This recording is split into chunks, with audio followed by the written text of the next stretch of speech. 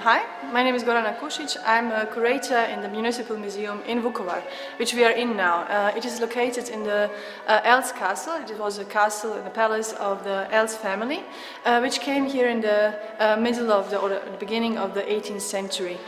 Vukovar itself had a few really golden eras and golden periods in its really rich history, and today we are showing you a few of them.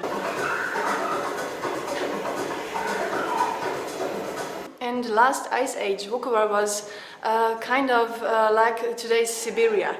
We had a lot of really big animals. For example, I'm standing here next to a femur of a woolly mammoth, which is 1 meter and 40 centimeters high. And the mammoth itself was 3.5 meters high and 5 tons, up to 5 tons heavy.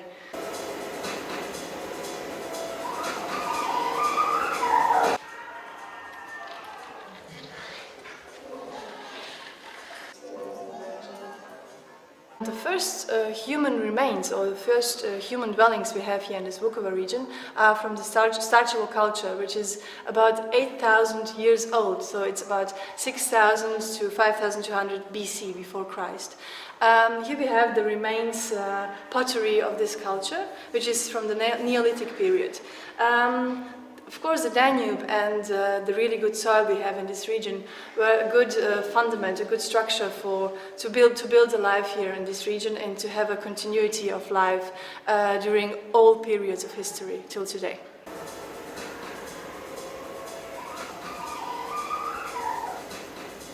In the Neolithic or the Copper Age, the Baden and especially the Vucedol culture were really important in this region. They were also the first in the European people here in this region, and they brought copper with them. The Vucedol culture is important because Vucedol, we have the site of Vucedol a few kilometers away from the center of Vukovar. It's located on the Danube, and the Vucedol location was the center of the Vucedol culture, and they spread from Vucedol towards other parts of Europe. In the last period, they spread to Prague, to Trieste in Italy, to Macedonia in the south. It was a really big culture, very important. Here we have the remains of the Vucedol culture. And in a few weeks, there's going to open the Museum of the Vucedol culture on the location of Vucedol.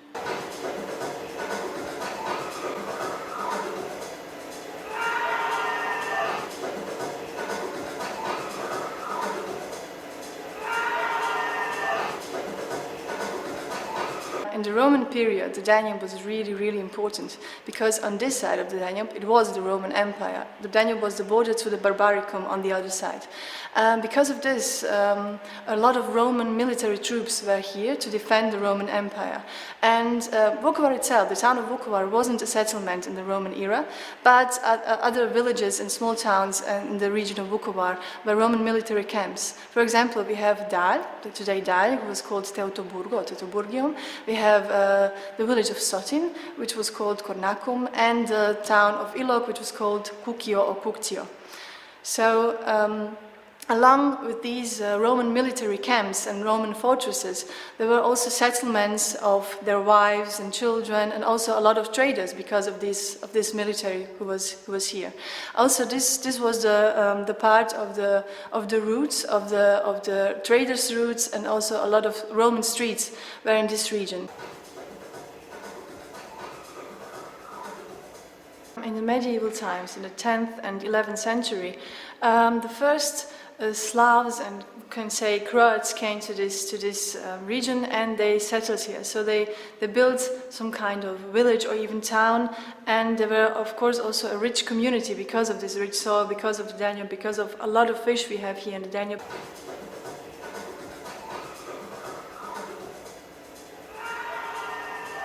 In the later medieval period, it was one of Vukovar's golden eras. For example, the first mention of the county of Vukovar, which was called like this then, it was in 1220. Later on, the Herceg Koloman in 1231, he gave the town of Vukovar the right to be a free royal town. This meant the citizens of Vukovar didn't have to pay taxes. In the summer of 1561, the Ottoman Empire under Suleiman the Magnificent conquered this region of Croatia and also Vukovar.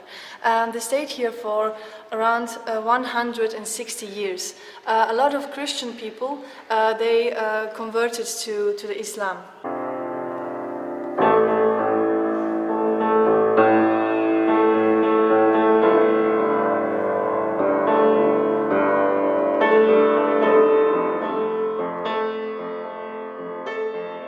In 1687, a united Christian army under Prince of Savoy was fighting against the Ottoman Empire and brought back all these regions, and they connected it then to the Austrian Empire.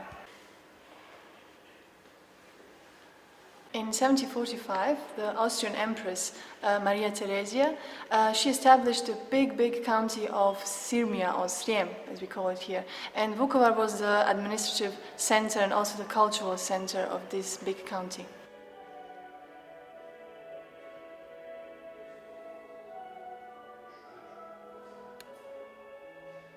In the first half of the 18th century, the German Eltz family, who are counts in Germany, they came to the Vukovar region. So they bought the state of Vukovar and of 35 villages around Vukovar. The first stage of their palace, in which we are located, the Vukovar Municipal Museum is located in the palace. The first stage was this. So afterwards, from 1751 to 1906, they rebuilt and redecorated the palace a few times.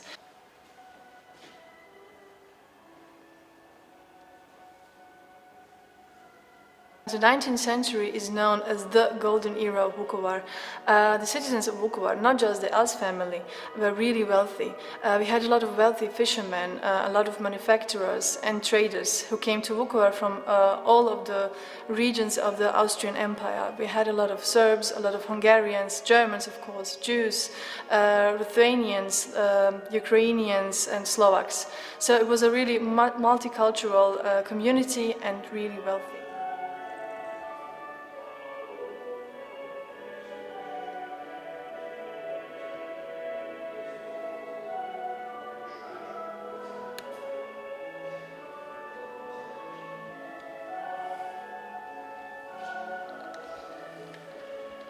In the 20th century, there was this big industrialization of Vukovar.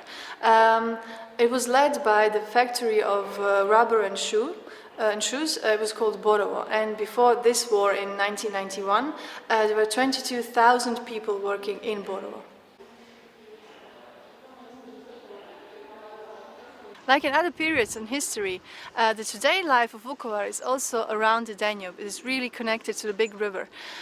We have a lot of cruises here, a lot of tourists from Germany, from the United States, from Switzerland, all around Europe who come here and to visit Vukovar.